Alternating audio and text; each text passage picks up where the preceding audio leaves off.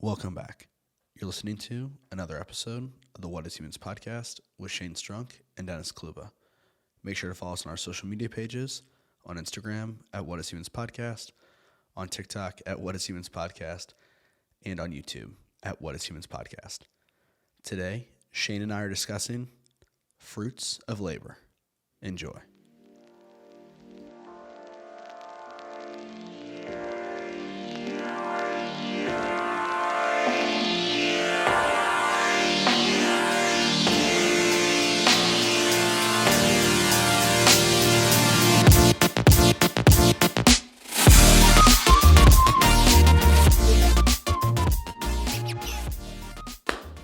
Hey, welcome. You're on the What is Humans podcast. If you're new to the podcast, the What is Humans podcast is conversations and personal development where Dennis and myself, Shane, discuss meaningful conversations about everyday life. And most importantly, we are experts in almost nothing. What's up, dude? Nothing much, man. Just, excited to have a good conversation here midweek. Yeah, totally, man. Yeah. Cool. It's, I think it's an interesting topic coming off our previous topics. Mm-hmm. We've recently talked about time and how best to use our time. This one, I think, is more in the future planning space. Mm-hmm. So what are we talking about today? We're talking about fruits of labor. Okay. So this kind of idea that's saying, talks a lot about, the labor that you put into, the work is you deserve the reward at the end of the day. But you have to put in that labor. You have to take the time to do that in order to receive the fruits. Yep. So the seed you plant today is not the fruit that you eat today. Yeah. No. And that was a topic that was an idea that kind of came from you. I think an Instagram post, right? That you just came across. It was just something on nutrition. Yeah. Something completely different, but I think has some philosophical ties to. Yeah. So sounded interesting, and I think it relates a lot to my life when I read it. Yeah. I don't know about you. Yeah. I think that, do you feel like, especially, when we're talking about fruits of labor, have you been in different times where you've recognized or noticed, kind of that long-term gain or reward from putting in the hard work? Or does it feel like a lot of times it's almost like it sneaks up on you, when you're like not even expecting it? Yeah. I've seen both. Like, obviously, I think that long-term work, that effort that you've put into to building something, that fruit is way sweeter than that immediate short-term, fix or result. Mm-hmm. And it is so easy, in our modern world with social media, we just have access to so much information and junk food, like all these things are just like, can just hack our brain, or just we seek that feeling. Yeah. So it's easy for our brains to be tricked into seeking the fastest route possible. Yeah.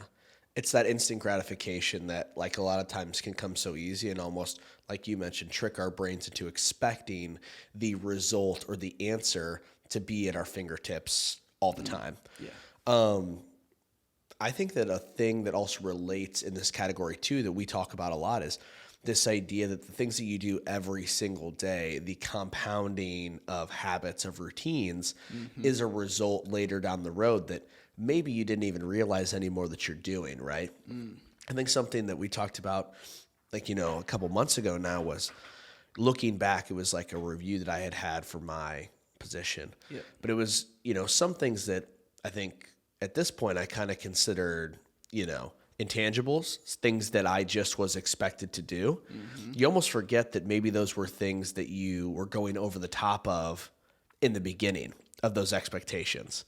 They became a habit, they became a routine, and then the results came later at that review of, hey, we really appreciate this, or you're doing a great job in this area. And so that was that labor that I had almost forgotten about, that I was like, oh, this has just become what I do on the daily basis. And then the results came, you know. Do you think it's important to realize that that was part of the result? You know, those maybe untangible little things? Or is it you're saying that you only recognized it after the fact? You know, are we supposed to be recognizing it, you know, each day of the little things? Or I guess... I think it kind of relates to the fact that the real, the moment that I recognized that process, that labor that I had done for a year, and I was doing the small things that mattered, Okay. I kind of didn't recognize it anymore. It just became part of my routine, and I loved that routine. And so then later on, you remember, oh, I remember I planted that seed. The tomato's going to grow today or whatever, right? Yeah. But you almost just got so much in the routine of going out, keeping and tending to the garden, that you kind of almost forgot, like, oh, I was doing this for a reason. I think that's kind of the difference between the seed that you sow today is kind of learning to love that process, because the fruit that you're getting in that moment is not going to be the sweet fruit that you're thinking of. Yeah, totally. That's, you know, an awesome habit that you instill. You know, it's something that you've recognized as a successful habit in producing that fruit. Yeah. What about someone, or if you've ever experienced this, where you maybe forget that, you know, those small things, the thing that you were doing is important, and you change your behavior, and you're frustrated on why this result isn't resulting. Yeah. I think that a big thing, and something that I experience a lot in life, especially as I've gotten older, because I think that I rely on and really grew a lot within structures and confines of, you know, hey, here's the work we're putting in, here's the shared goal, the fruits, for example, that I really enjoyed that moment. As an adult, when you become more, you know, aware and you have more agency over your own decisions, I've kind of recognized times where maybe I have not been working as hard as I should have, or I'm taking too many vacations, but then things still kind of work out, that it almost feels to me that I didn't put in the work necessary for said fruits. You're not recognizing the months and years of the effort you have been putting in, and it's okay to cash in a little bit on the work you've done. Completely, but I think that there is a give and take between the satisfaction of hard work earned is like so much sweeter within that labor, you know, than when a lot of times, you know, I would consider both of us where it's things have sometimes fallen into our laps. Sure. Then it's like you can kind of get used to, oh, things going your way. Yeah. And then you almost get hit on the head when things don't, and you're like, oh my gosh. Yeah. Brutal. Yeah, it's just like sometimes I question like luck. Yeah. Like do we like truly make our own luck? Like, is it the efforts that we've been putting in and it's the result that was unexpected? But really maybe it's just the totality of good things you've been doing for yourself, of making the best decision you can, although you might fail within that decision. By doing that, it's like maybe that's what creates luck. That's a little off topic, but it was just interesting. No, completely. Those fruits kind of coming to fruition when, you know, hard work and talent, people say like that's labor or that's luck, right? Yeah. I totally agree with that. I think it's just, you know, it can get into this mindset where, you know, it goes one of two ways, because we've been in both situations where hard work doesn't pay off.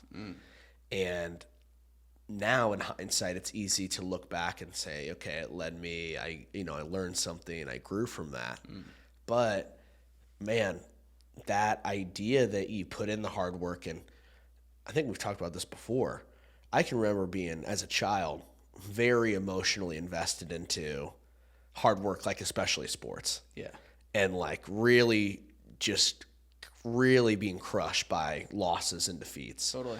And what, you know, that question is, as that happens and you get older, that hard work and then the fruits that come with it, it's like, do you still put in that hard work in fear of like, hey, what if I do all this and my boss doesn't promote me? Yeah. What if I spend time away from my family off vacations and then it doesn't work out?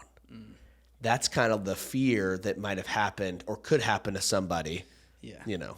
I think a better mindset would be is like, okay, or I would just flip it on its head. What if you were in line for that promotion? You were this close. It was one more call. It was one more ask. It was one more no. It was one more conversation. It was another hours of work. It was another mile run to making that a reality. You know, if you have truly done your best, you basically have a shield in terms of, okay, if the best case scenario happens, the result is what you hoped for. If it doesn't work out, you did your best though. Yeah. So it's, I completely agree with that. I think it's, you know, it's this conversation that we're having, which is a good one. It's just that's where I think people can get caught in the mindset of, well, I won't try. Yeah. Because, you know, maybe they feel that in their own mind that they've been done wrong in past. And it's like, well, what if it doesn't work out? Right. And that's where I think we've, you know, worked hard on our mindsets to try and develop it where, hey, like you said, working hard. Yes.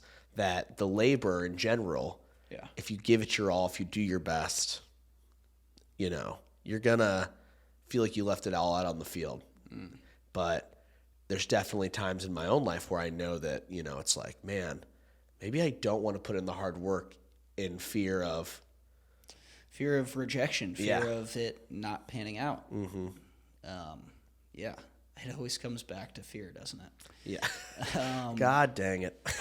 Well, okay, so how can we maybe think about, you know, that long-term result, that fruit, in creating stronger habits of putting the effort in to, you know, water the seed, you know, tend the garden. That way we can, you know, reach that sweeter result. Yeah. I think that, man, this is such a great topic, and it was something that I was thinking about before, but there's this, typically we start with reflection, which I'm always an advocate for. But I think in this case, something that could be helpful is knowing what that fruit is, what that vision is, what that goal life is that you want to potentially achieve, first and foremost, because you really can't start to put in the work. You could work mindlessly in a bunch of different directions. But if you don't know what you're looking for, it's like searching for a needle in a haystack, right? So you got to be like, okay, this is what we're working on achieving, right? Yes, 100%. I think we always refer to it as having that direction or vision or, you know, North Star to point to. Yeah. And, you know, if it is that path, like by taking that path and taking that risk, you might pivot and land on that path that's meant for you. Yes. But you have to have a direction. You can't be just going mindlessly, like you said. Yeah. You won't be heading anywhere. No, completely. I also think that you brought up a great point of, you said really just shortly, like, you know, how do we keep that whatever going, you know, that labor going? And I think that a big thing is when we have these big goals, or we have these dreams or visions, is this idea that, you know, man, I'm going to do X. I'm going to, you know, have my own company. I'm going to have a great family, and I'm going to do these different things. A lot of times that goal can seem so big that on the daily basis, the weekly basis, you kind of reach that burnout of, oh my gosh, like I'm so far away. I work so hard, but I only got, you know, 10 feet into digging this hole, right? Yeah. And it's really important that you understand not only why, you know, you have the big goal, but also why you're here today and how that relates to the big goal. Because there's times that you mentioned, you know, whether it's sales calls, it's run another mile.